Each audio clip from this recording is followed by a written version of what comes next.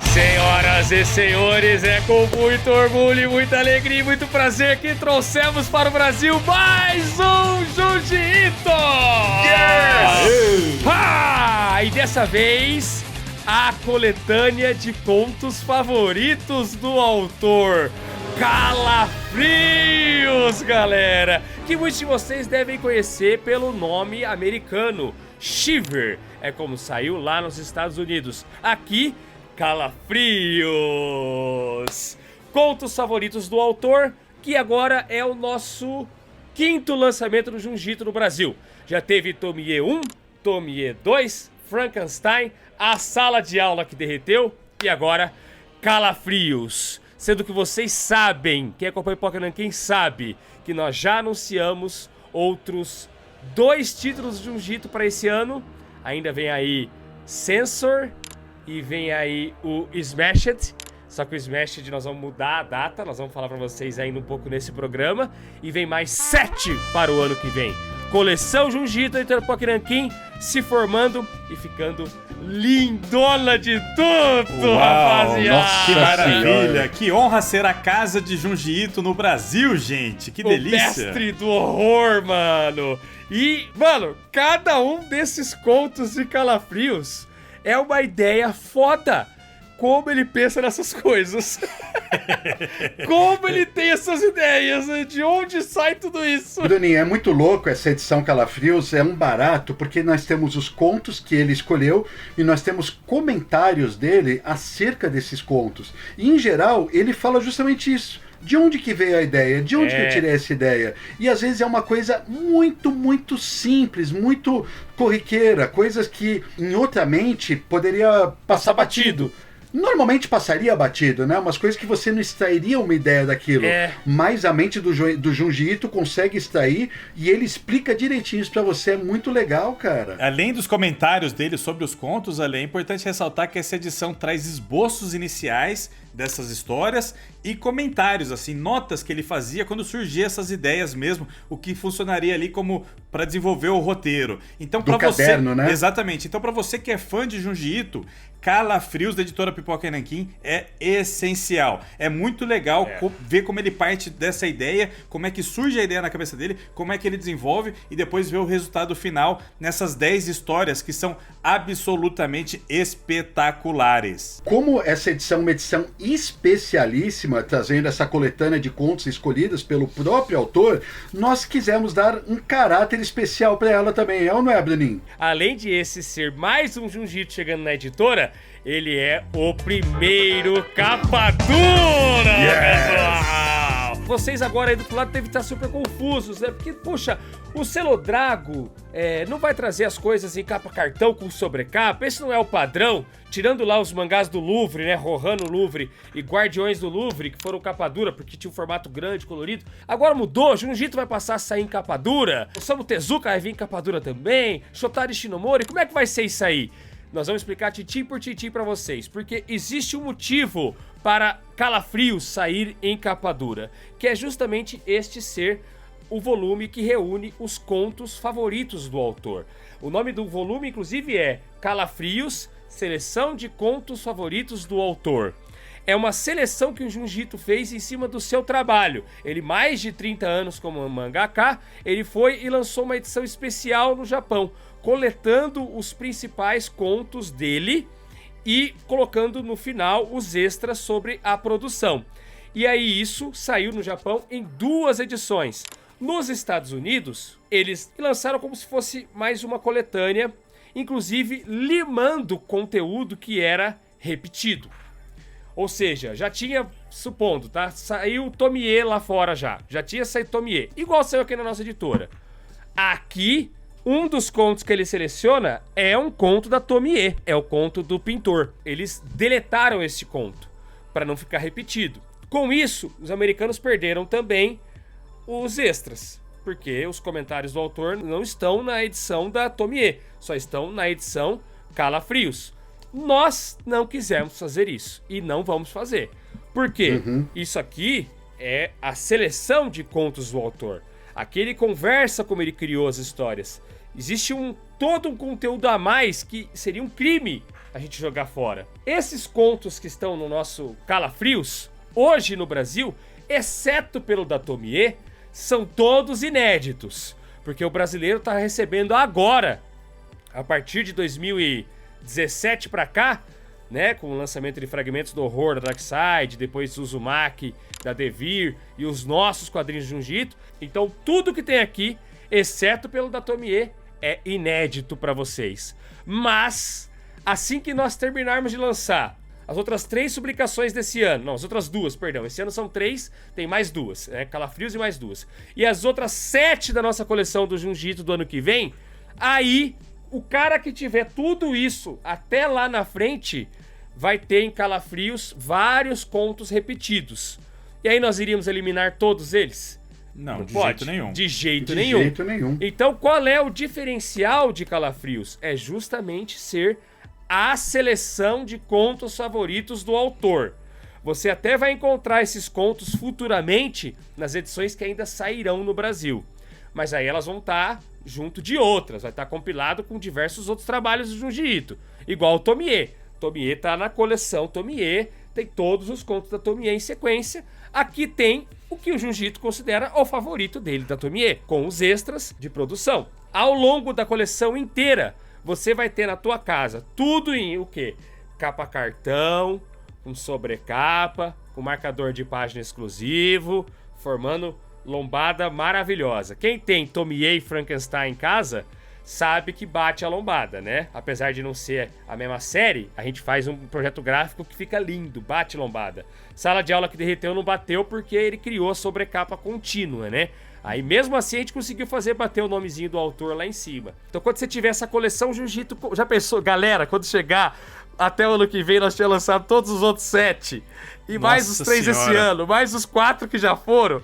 Nossa senhora, vai ficar uma coleção incrível. Preparem aí, espaço nas prateleiras aí, porque tá chegando. Já prepara. Mas só um adendo. Aí você, fã, pode falar assim, puxa vida, mas eu vou ter todos os Junji Itos e eu vou ficar com capa dura também, que vai ficar destoando na minha coleção. Não, porque, incrivelmente, o Junji Ito lançou um segundo volume de Shiver lá fora, que ele compila mais uma série de histórias. E nós vamos trazer futuramente este volume também e vamos lançar para fazer o par com essa. Exatamente. Ou seja, vai ser uma coleção arrebatadora no final das contas. Aí você vai ter tudo isso em capa cartão, com sobrecapa, padrão de qualidade selo Drago, e junto na sua prateleira você vai saber que aqueles 2 que estão em capa dura, eles são a seleção de contos favoritos do autor. Por isso que eles estão em capa dura. Porque aquilo ali tem extras, aquilo ali é especial, aquilo ali é diferente. Exatamente. Aquilo ali, beleza, é um repeteco das outras coisas que eu tenho aqui na minha coleção. Por enquanto você não tem nada, por enquanto é tudo inédito. Vai ser o primeiro contato com vários desses contos, vai ser aqui em Calafrios para o brasileiro, né? Para os brasileiros. Mas lá no futuro, imagina a longo prazo, quando você tiver a coleção Junji Ito inteirinha, mano, você vai saber, alguns dos contos que estão aqui na minha prateleira estão aqui na seleção de contos favoritos do autor.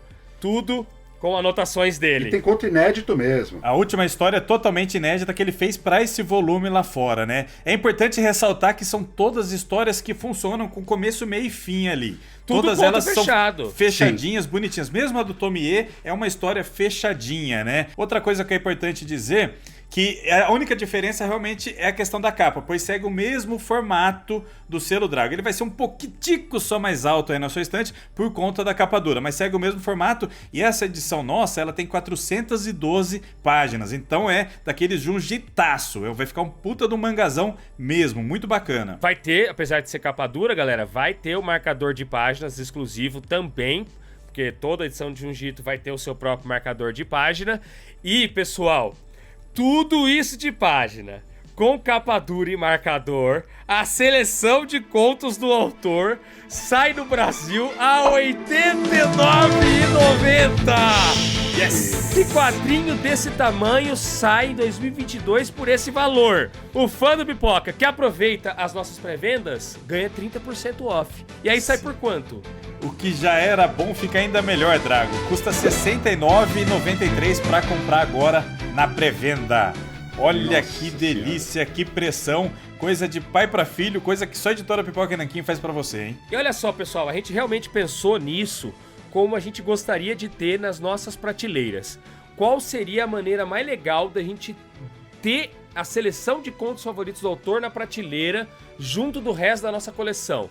Cara, se esse é um negócio especial, se isso é uma seleção do Junji Ito, pô, vamos dar um acabamento capa dura. Os japoneses concordaram 100% e falaram, nossa, vai ficar realmente muito lindo, né? Nos Estados Unidos também saiu em capa dura. E aí lá, olha isso, pessoal. Aqui eu tenho na mão a edição japonesa de Smashed, né? Aqui no Brasil vai chamar provavelmente Os Esmagados, tá? Aqui realmente, Smashed é uma coletânea de contos que ele fez conto por conto pensando na coletânea. Já o Shiver, o Calafrios, é diferente. Ele pegou esses contos de diversos outros mangás, fez uma seleção de favoritos dele e lançou. Por isso que existe esse acabamento gráfico diferente no estilo de capa e no estilo de lombada. É bem diferente. Se você pega as edições japonesas de Frankenstein, Tomie e outras, eles têm esse mesmo acabamento aqui, ó. Tá vendo? Ó, tudo vai ter essa lombadinha preta aqui. Vocês estão vendo até uma imagem. Esse acabamento que vocês estão vendo aí na imagem, da qual faz parte o Smashed, os Esmagados, é a coleção que os japoneses chamam de Masterpiece Collection. A coleção de obras-primas do autor. E ela tem 13 volumes lá fora. Volume 1, Tomie. Volume 2, Tomie 2. Volume 13, que é o último, é Frankenstein. Volume 11... Os Esmagados. Lá, eles foram dando numeração. Mas a coleção, a Masterpiece Collection, as obras-primas do autor, nós, o Pipoca e Nanquim, vamos trazer todas as edições dessa coleção maravilhosa pro Brasil, só que sem numerar. Não vai ter numeração aqui, porque cada história é uma coisa diferente mesmo, exceto por Tomie, volume 1, volume 2. Só que o padrão de lombado, o padrão de projeto gráfico, tal qual a Masterpiece Collection, aqui no Brasil, vai bater. Então, ao final, nós vamos ter a Masterpiece Collection inteira no Brasil. Futuramente, nós vamos gravar um vídeo aqui anunciando todas as edições da Masterpiece Collection. Tem coisa que ainda nem nos Estados Unidos saiu.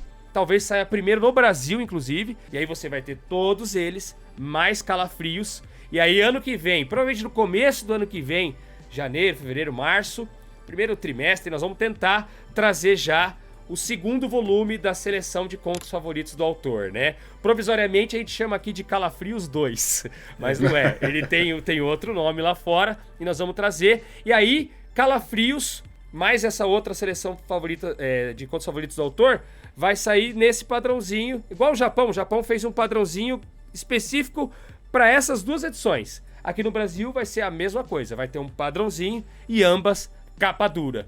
Bateu o olho na tua estante, você vai olhar aqueles capa dura ali, tem a seleção de tudo que o Junji Ito considera como favorito na sua produção. E cabe dizer também que esse volume chama Calafrios porque tem um conto nele chamado Calafrios, né? É sempre esse padrão aí. E Calafrios é a tradução literal de Shiver também, né? Sim, sim. E além de tudo, quando você lê, você sente calafrios. Não tem jeito, galera. Por isso que esse é o melhor nome pra dar ao volume, né? Porque ele, além de ser referência de um conto, é algo que você sente lendo todos, né? Ele vale pra tudo. E vamos falar um pouquinho dos contos sem dar muito spoiler, mas assim, Bora. Eu posso dizer o seguinte, ele abre com a minha história favorita do Junji Ito a partir de agora, que chama Disco Velho. Mas ô Danielzinho, essa é a sua favorita Danielzinho, por motivos... Pessoal, claro. Pessoal. É óbvio, e não é assim com tudo, né?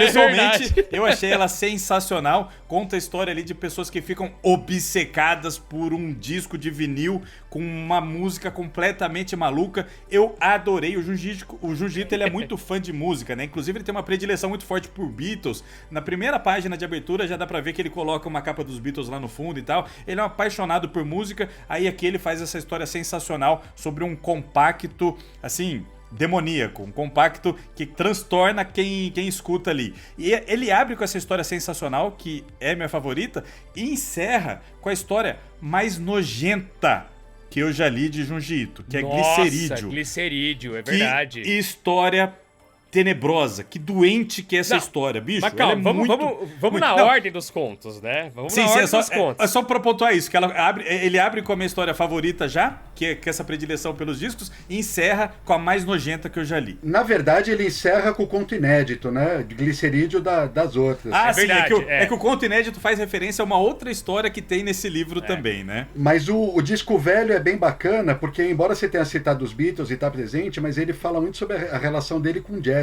Sim. Né? E o jazz é importantíssimo pro decorrer da história. Sem dar spoilers aí, a maneira como ele introduz a questão do jazz, principalmente o bebop e tal, dentro da história é muito bacana, cara. Qual que é o estilo da música que as pessoas ouvem? É um nome que eu nunca tinha ouvido falar. Né? É o sketch, que é mais harmonia vocálica, assim, do que propriamente palavras, né? Tipo, tubirubidubi, dubidubidu, sabe essas coisas assim? Entendi, é isso que ele tá... O disco é uma canção de um sketch. Isso que fala, né? Ah, tá. Realmente, galera, a história, se a gente falar mais do que isso, entrega, né? Você tem que saber isso. É um disco que quem ouve fica louco, fica fascinado e quer aquele disco de todo jeito, a ponto de poder fazer maldade com o dono do disco pra poder pegar o disco pra si, sabe? Isso. Tipo um canto de sereia que cativa quem tá ouvindo ali. Daniel, seu conto favorito é esse? Esse é o meu menos favorito. Você acredita, cara? É que tem... Menos favorito. Tem essa coisa da coleção, da obsessão que o colecionador sente, sabe? Eu percebo que o Junji Ito, ele sempre parte dessas coisas, né, que a gente vive, tipo, puta, eu fiquei obcecado por aquele disco, eu preciso daquele disco, ou eu preciso daquele quadrinho, e vai até os últimos limites por ele. Ele parte de uma coisa muito básica que todos nós sentimos e extrapola. E nesse caso eu me identifiquei muito, não teve jeito, eu adorei vê-lo ali desenhando discos. Eu tenho eu coloco muito no meu Instagram, por exemplo, fotos de quando em quadrinhos aparece vitrola, né? Aparece um disco e tal, eu sempre coloco. Aí eu adorei ler essa história do Junji Ito, cara. Foi legal conversando com o Danielzinho depois, enquanto ele tava revisando o mangá, que ele falou assim, nossa, ele mal começou. Terminou o primeiro conto, ele já voltou. Draga, esse aqui é o quadrinho mais legal do Jiu-Jitsu que a gente já lançou. Abriu com uma história de disco, cara. Sensacional. Aí eu falei, eu sabia que você ia amar essa história, cara. Seguindo na ordem dos contos, aí na sequência já vem o Calafrios. E esse é daqueles que mexe com o leitor. Principalmente aquele leitor que tem fobia de vários... Sabe tem uma fobia de... que é vários buraquinhos juntos, próximo um do outro. Tem gente que tem fobia disso, de ver superfícies buracadas. Vocês sabiam disso, galera? Sabia.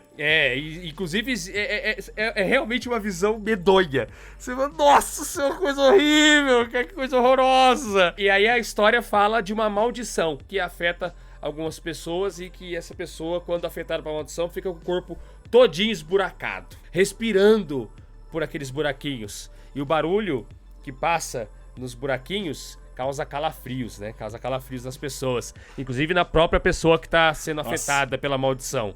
Essa história ela é pirada e tem umas cenas assim que realmente causam desconforto. Eu lembrei, o nome dessa fobia é tripofobia, Bruno. Ela atinge bastante gente, viu? Bastante, cara. Então, pode ter gente até que vai olhar isso aí e vai falar, não, esse eu não vou ler não, vai pular. O cara que tem essa fobia vai pular esse conto. Uma coisa louca nesses contos, né, é que, principalmente no Frankenstein e no Sala de Aula, tem aspectos bizarros do Junji Ito, mas não tão bizarros assim, digamos. Ele tem seus momentos. E aqui, praticamente todas as histórias são bizarras, né? Aquele Junji Ito, ele escolheu as histórias que são do gosto dele mesmo, assim, as que ele mais curtiu, e ele pega as mais bizarras mesmo. É só paulada perturbadora, então, bicho. É só paulada atrás da outra, assim. Exato, aquele aspecto grotesco mesmo da obra dele, nem sempre é tão premente. Aqui, o volume inteiro, de cabo a rabo, tá presente. E o Junji Ito é um barato você ler, né? Porque você começa e você vai estranhando. Então, acho que talvez até por isso que disco velho não foi meu conto favorito, foi o menos favorito. E olha que coincidência, Calafrios é o meu segundo menos favorito. Meus favoritos estão mais do meio pro final do volume. Mas eu também li o volume inteiro de uma vez. E Junji Ito é aquela coisa, quanto mais você vai lendo, mais você vai gostando e vai entendendo qual é a desse autor. Porque esses contos, eles não são de uma forma tradicional norte-americana de fazer terror, que é o que o público brasileiro tá habituado, né? Mais ao terror norte-americano, por conta dos sucessos de Hollywood e de Stephen King, né? Grandes mestres americanos que são lançados aqui há muito tempo. O terror do Junji Ito não é aquele terror que você vai ver pessoas sofrendo pra caramba e morte atrás de morte. e aquela coisa de você ter o jump scare, né? De você dar pulos na cadeira e de você sentir um medo horroroso enquanto lê. Eu não sinto medo lendo Junji Ito. Eu nunca senti. Em nenhum dos mangás dele. Nem Uzumaki, nem Gyo, nem Tomie, nada. Mas você sente um desconforto e ao mesmo tempo um fascínio. Com vocês é a mesma coisa? É, claro, porque ele parte de aspectos completamente identificáveis pra gente, né? Sim, Só que ele vai mano. extrapolando, chega uma hora você fala, e nada disso faz sentido, obviamente, mas você sente aquilo, você vive na pele daquelas pessoas, porque ele parte de coisa que todos nós passamos, né? Ele pega ideias básicas do cotidiano e transforma em terror. E aí você fica curioso pra saber, meu Deus, aonde isso vai levar? O que vai acontecer? Como que ele teve essa ideia? Sabe? E nisso você fica ao mesmo tempo horrorizado e fascinado.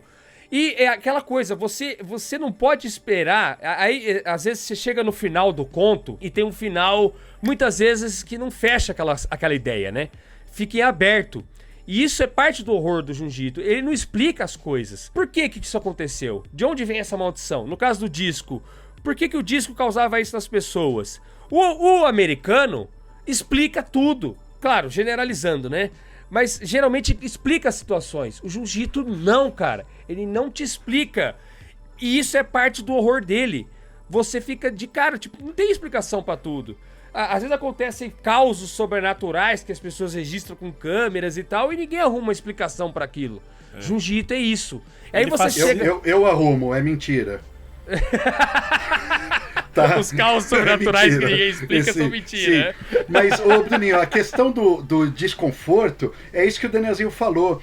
Porque, primeiro que você arrumar explicação pra tudo é chato. E muitas vezes a explicação, justamente por ser coisas impossíveis e inverossímeis... A explicação estraga. A explicação, ela estraga. Porque Estraga. você fala, era isso, então, mas que merda. O Jiu-Jitsu, ele tá mais interessante e fala assim, olha, todo mundo olha pra sua pele e vai se identificar com a ojeriza que seria de abrir um buraco na sua pele. Você tem um ferimento, todo mundo já se feriu, formou uma casquinha até, uma coisa que você fala, puta que pariu, eu tô machucado e tal.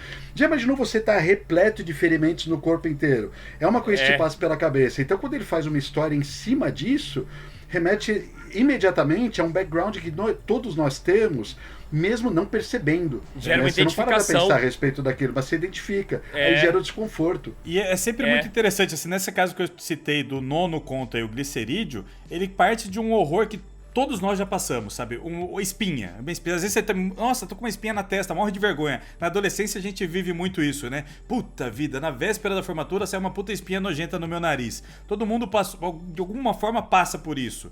Aí ele vai lá e vai aumentando, elevando a enésima potência, as últimas consequências, e aí torna esse aspecto doente, assim, bizarro. E aí quando acaba a história, você não consegue parar de pensar nela. Ele é campeão em fazer isso, né? E ele não se furta de fazer imagens, né? Ele não se furta de fazer imagens tão nojentas quanto, né? Isso. Ele não poupa o público dele. Não poupa. O Jiu-Jitsu não tem aquela coisa de ficar subentendido nas entrelinhas. Ele escancara, ele fala assim, isso que eu tô mostrando e é escroto mesmo, sabe? Nossa ele senhora, isso, caraca, velho. Meu Deus do céu. E ele sempre consegue trazer um fundo de crítica, assim, sabe? Ele parte dessas coisas identificáveis, vai para um bizarro extremo, só que sempre tem crítica envolvidas, né? Por exemplo, nesses casos aqui, a gente tem um conto, não tá na ordem, mas só estragando um pouco a ordem do Bruno aqui, mas que ele fala da modelo fotográfica, que também chega a ser uma crítica dele ali, da indústria da moda, dessas revistas de beleza.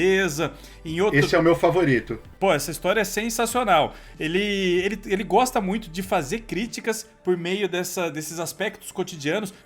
E assim, principalmente ali do mundo dele, da vida japonesa, né? Ele escancara algumas coisas. A gente fez um vídeo muito legal aqui sobre o Uzumaki, falando dessas críticas que ele consegue fazer por meio desses contos bizarros, né? Crítica ao comportamento humano como um todo, sabe? A nossa sociedade. Ele é genial nesse aspecto, sabe? De criar horror e ao mesmo tempo cutucar o leitor, sabe? Cutucar. O leitor se sente culpado. Muita gente tá vendo aquilo ali. Puta, olha só. Caraca, eu já passei por situações assim. Meu Deus, olha o que ele fez a partir disso, sabe? Tem outra história que ele faz essa crítica, por exemplo, das pessoas manipuláveis, né? Você manipular as outras pessoas e ser manipulado Mansão o tempo das inteiro, marionetes, né? esse Exato, ponto, Mansão né? das marionetes. Que ele coloca lá realmente pessoas sendo marionete de outras ali. Claro, ele parte de um negócio que todo mundo já sentiu. É isso. Puta, eu me senti manipulado nessa negociação. Todo mundo já passou passou por isso em algum momento. Aí ele eleva a onipotência a ponto de criar toda uma casa, essa mansão, que outras pessoas ficam regendo os moradores ali como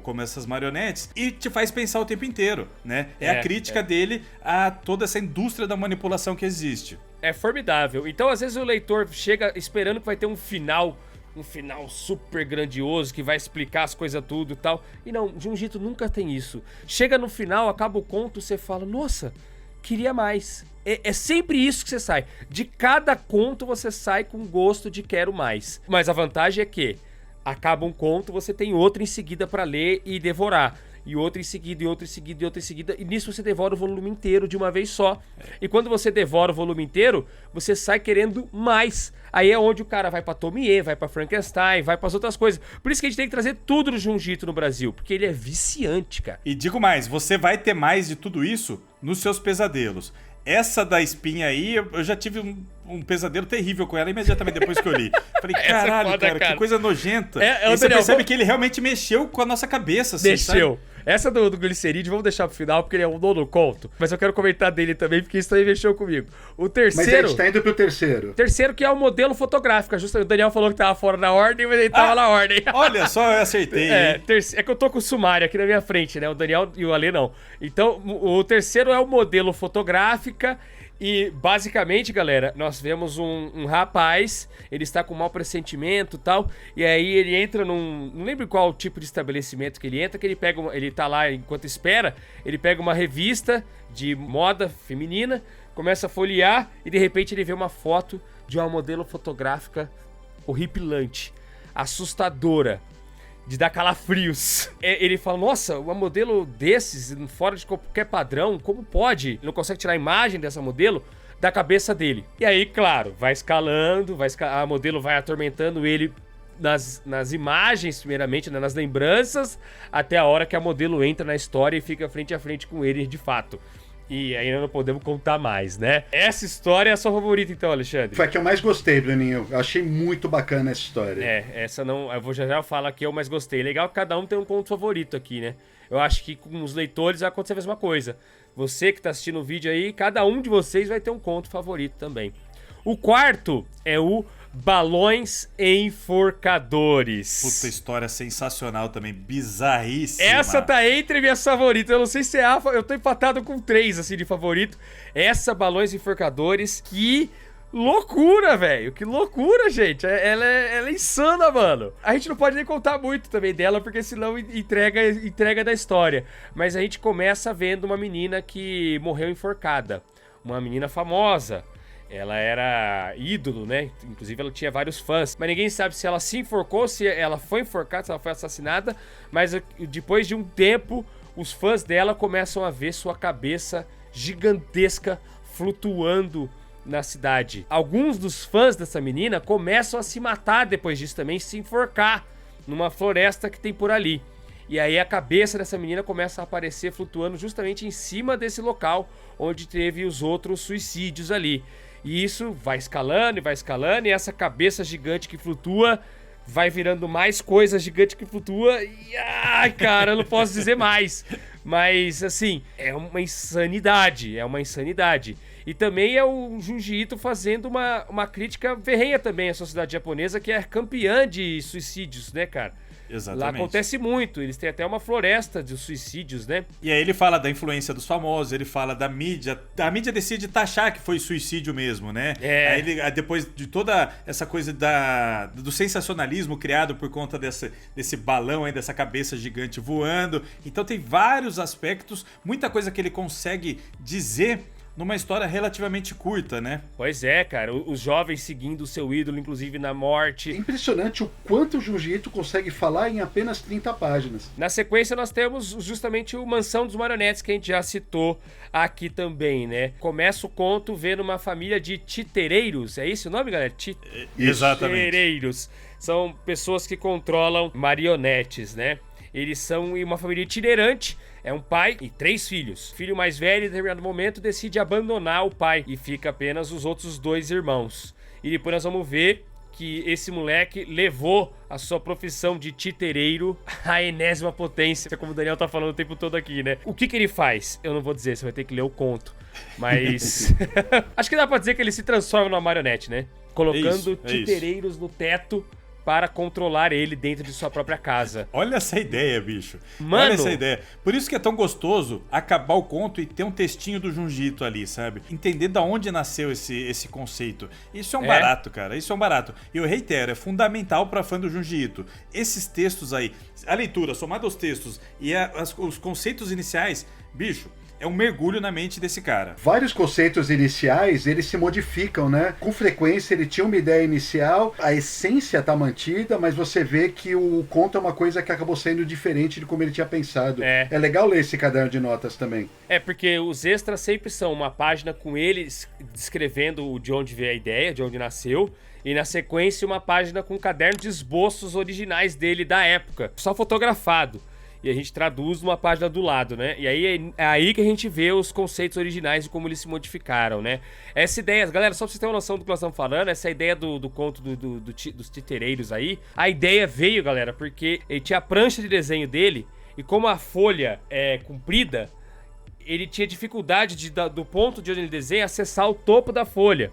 E ele imaginou que ele teria muito menos dores nas costas e no pescoço se ele conseguisse se inclinar por cima da mesa e tivesse um apoio de cima, tivessem cordas sustentando ele para ele poder acessar ali mais fácil e não sentir dores nas costas. Aí ele falou, pô, se alguém tivesse me segurando aqui, seria uma marionete, já teria um titereiro lá em cima me segurando. E aí ele criou esse conto a partir desse pensamento dele. Que seria mais fácil ele ter um apoio para desenhar a parte superior da folha. Olha como o cara tira a ideia de todo lugar mesmo, né? E vai dizer que você não se identifica. O Bruninho se identificou total. Vive com dor na lombar aí, ó. Pronto. É o conto favorito dele. O próximo conto é justamente o Pintor, que é o conto que a gente já viu em Tomie, né? Esse conto já foi publicado no Brasil. Lá nos Estados Unidos eles tiram os contos repetidos. Não sei se foi justo. Eu dei o exemplo do Tomie, mas não sei, galera. Eu nunca peguei a edição gringa na mão, a americana. Não sei se foi justamente do Tomie que eles tiraram. Eu sei que eles tiraram os contos repetidos de lá. Então vai terminar o conto, você vai descobrir algumas coisas da época da produção do Tomie, né? Sendo bem sincero, mesmo que você já tenha lido esse conto na sua edição da Tomie, é muito gostoso relê-lo. Você vê na toada aí do Calafrios e quando chega nele, você não pula, você lê de novo, é uma delícia, o conto é muito bom. Esse conto da Tomie fala de um pintor famoso que tinha uma galeria de artes e tal, e ele tinha a sua musa inspiradora. Não sei se a galeria não é dele, né? Ele tá expondo numa galeria de artes, e aí a Tomie aparece lá pra ver e começa a tirar sarro da musa dele, da obra dele, e fala que ela seria uma musa muito melhor. E aí o pintor fica fascinado pela Tomie, porque isso é o que acontece com todo mundo que olha a Tomie. A Tomie é um demônio, entre aspas, aí que encanta homens e mulheres que olham pra ela, a ponto de levar aquela pessoa à loucura. E é uma loucura tão grande que no final a pessoa fica com vontade de assassinar a própria Tomie, né? Essa que é a maldição da Tomie. E aí esse pintor fica fascinado e começa a pintar quadros da Tomie, só que começam a sair quadros horripilantes. E tem essa imagem marcante, né, de um rosto da Tomie colado no outro, né?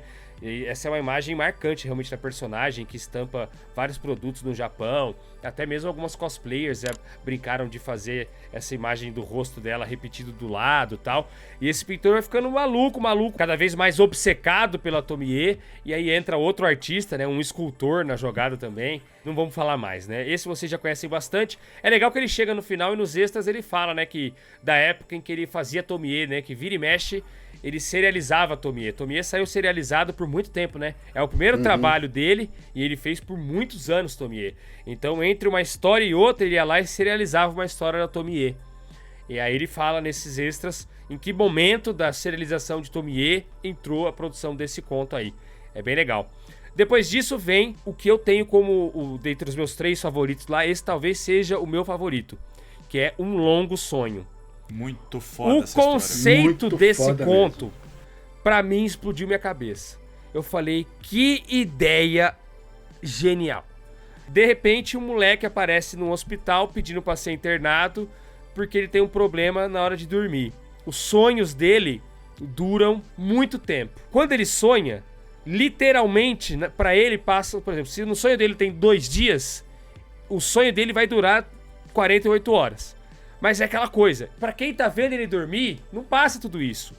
Ele deita, ele dorme, dá 8 horas, ele acorda.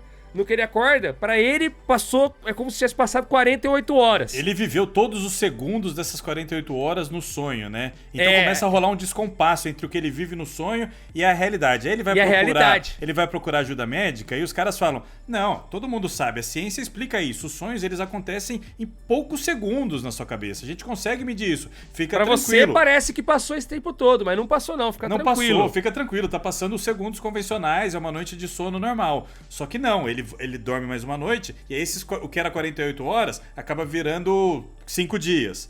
Depois, 2 semanas. E cada vez que ele dorme, vai aumentando e ele vai tendo a sensação física de que ele viveu aquele período todo enquanto sonhava. Então ele acorda, ele não sabia onde ele estava.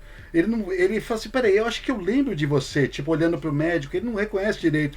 E ele começa a ter um temor, e que eu falo assim, e se eu tiver um sonho em que esse sonho durar uma eternidade? E se eu sonhar que eu tô vivendo a eternidade, como é que vai ser? Como é que vai ser? Eu vou acordar? Como é que vai ser quando eu acordar? Muito, muito da hora essa ideia mesmo, gente. A ideia é muito boa, galera. Vocês têm que ver o que vira isso. Aí na sequência nós temos o conto Antepassados, que esse também tá no meu top 3 de favoritos que eu falei pra vocês. Esse Antepassados também, a ideia... Ave Maria, mano. A ideia é muito louca, cara. Você cuidado com o spoiler nesse, hein, Drago? Cuidado com o spoiler nesse. Esse é difícil. Galera, vocês chegaram a olhar a capa depois que vocês leram todos os contos? Porque ele criou essa arte exclusivamente pra capa da seleção de contos favoritos do autor, né? Calafrios. E olhando a capa, você fala, meu Deus, ele conseguiu colocar todos os 9 contos, né? Tem o 10º que é inédito, mas os 9 que ele selecionou, resumido numa única arte. Essa centopeia que tava na capa aqui, eu não tinha entendido o que era até ler esse conto Antepassados. Aí eu falei, caraca, essa arte de capa é foda, é genial essa arte de capa aqui também. É um resumo de tudo que tá no volume num único desenho. Eu achei incrível isso. Como é que a gente pode falar desse conto Antepassados? Não tem como, mano. Nossa, é difícil passar essa sinopse. Eu vou deixar a bucha pra você, Bruno. Faça o seu melhor aí. Nossa, esse é difícil, mas acho que a gente pode começar do comecinho mesmo, né? A gente vê o conto abrindo com uma menina que perdeu a memória. Depois a gente vai descobrir que ela viu algo tão chocante, tão assustador, que afetou a cabeça dela e fez ela perder a memória. O que ela viu, eu não posso dizer pra vocês, mas tem a ver com os antepassados da família do amigo dela. Isso. Perfeito. Acho que é isso. Para aí. Aí o próximo é justamente o último conto da seleção, que é o Glicerídeo. Mano, eu nunca vi nada tão nojento na minha vida. Eu nunca vi, Drago. Ele é muito perturbador, mas muito esquisito. Esse daí, gente, eu acho que é até mais nojento do que sala de aula que derreteu. Que na sala de aula que derreteu tem a galera derretendo pelos orifícios também. É nojento, né? Tem as meninas vão ficando podres. Mas assim, esse aí supera, cara. E esse conto, o Junji ele fala que a ideia veio quando ele ainda trabalhava com prótese dentária. Foi a primeira profissão dele antes de ser mangaka. Ele teve que se hospedar num lugar pra fazer um curso, não era isso? E esse lugar também era um lugar de monges. E aí ele tinha que dormir num futon, num colchão, e se cobrir com uma manta, que ele falou que era muito nojenta. A manta era meio suja, meio oleosa, assim. Fazia tempo que não era lavada, né? Dava pra perceber o sebo da pessoa que dormiu antes nela, assim, e ele falava que isso, que o suor, né? A parte encebada das pessoas que dormiram ali antes ficaram... impregnadas e enquanto eram guardadas no armário ficava mofando, sabe? É uma descrição que ele dá de um lugar muito nojento que ele passou, cara. E ele fala, eu vou fazer um conto em que as pessoas vão sentir esse mesmo nojo que eu tive de dormir nesse colchão encebado usando essa manta encebada. Aí ele conta a história de uma menina que o pai dela tem uma churrascaria no andar de baixo da casa, mas ele fala que na casa da menina não tem ventilação adequada, a gordura acaba se impregnando nas paredes, nos móveis, em tudo quanto é lugar da casa. Nos objetos também, na roupa de cama, fica tudo meio oleoso assim. Oleoso, engordurado, cebado, e a menina tem nojo de morar naquela casa. E o pai dela também sofre de seborreia, né? Ele sua bastante, ele tem um problema... assim, na pele dele também, além disso tudo, né? E o irmão é um completo nojento. Tão nojento que gosta de beber óleo puro. O moleque bebe óleo, cara. Ele bebe o óleo, o moleque, velho. E aí o moleque começa a ter espinha pra cacete por causa disso. E aí vai virando um negócio assustador, cara. Ai, mano, tem aquela imagem que ele pega e começa a exprimir todas as espinhas ao mesmo tempo. Senhora.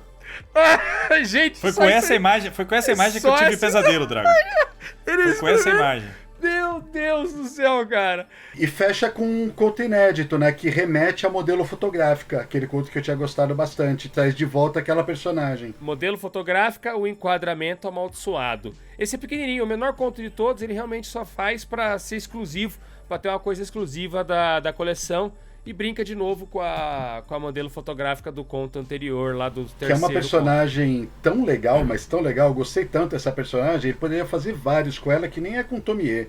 É. Total, ia ser muito legal. Ia ser muito legal mesmo, uma personagem mais recorrente. Provavelmente ela é, viu, Ale? Deve até aparecer no futuro aí nas outras edições de Junjitsu que nós vamos lançar aqui no Brasil, né? Então, pessoal, vocês estão vendo só? Mais de 400 páginas de Junji Ito, o mestre do horror, em sua própria seleção de contos favoritos. Esses 9 contos podem, no final das contas, quando vocês lerem tudo do Junji Ito que vai ser no Brasil, esses 9 contos podem talvez não ser os contos favoritos de vocês, mas são os favoritos do próprio Junji Ito. Por isso que ele fez essa seleção, né? E que legal que nós estamos conseguindo trazer essa edição pro Brasil agora, antes desses contos saírem nas outras edições, de modo que são tudo inédito pra vocês, né? E futuramente, quando eles já não forem mais inéditos no Brasil, quando já tiverem saído nas demais edições, eles vão ser ainda assim uma edição capa dura, caprichada na sua coleção, com todos os extras, fazendo jus à seleção que o Junji Ito separou aqui. E uma coisa que a gente não falou, mas que evidentemente faz todo o sentido do mundo, se você nunca leu nada do Junji Ito, essa é a perfeita porta de entrada para ele. Afinal, total. são contos selecionados pelo próprio autor, como o Bruninho bem disse. Exato, para você dar de presente para um amigo, falar, ó, tá aqui, ó, conhece Junji Ito aqui, tá aqui ó, a melhor seleção de contos desse autor, ó, pá, e joga pra pessoa, a pessoa vai ter um gostinho do que é Junji Ito e vai ficar sedenta por mais, com certeza. É isso, pessoal! Sensacional! R$ 62,90 na pré-venda só, gente. Mete o dedo nesse link aí, garanta sua cópia, porque vem muito mais por aí e vocês vão adorar e ficar enojado ao mesmo tempo. Exato. Tome cuidado. Junji, tome cuidado, hein? Não é recomendado para todas as idades. Só para quem tem a mente no lugar certo, hein? Aí o próximo Junji Ito do ano seria Censor e o Smashed. Mas o Smashed a gente vai trocar com as maldições egocêntricas de Shouichi.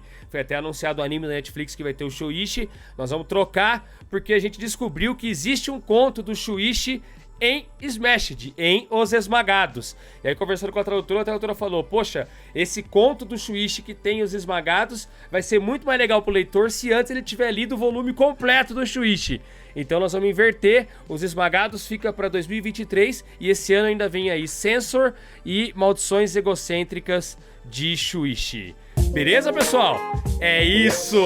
Ativa o sininho aqui, se inscreve no canal para não perder nenhuma das nossas pré-vendas, tá bom? Não vai ser em sequência não, tá? O próximo mangá não é Junji Ito, acho que vem aí o MW, né? O Mu, se fala Mu, que é o próximo mangá do Osamu Tezuka, e aí depois volta Junji Ito. A gente vai avisando vocês aqui no canal, se inscreve e ativa o sininho para não perder esses recados.